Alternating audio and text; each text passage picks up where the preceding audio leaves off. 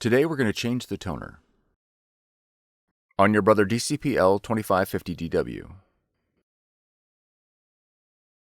Open the front cover. Remove the drum and toner assembly and place it onto clean flat surface. Placing scrap paper under your drum and toner is recommended. Next, remove the toner cartridge from the drum unit by pressing the green lock lever. Be careful not to touch the drum rollers during this process, as this can cause print quality problems.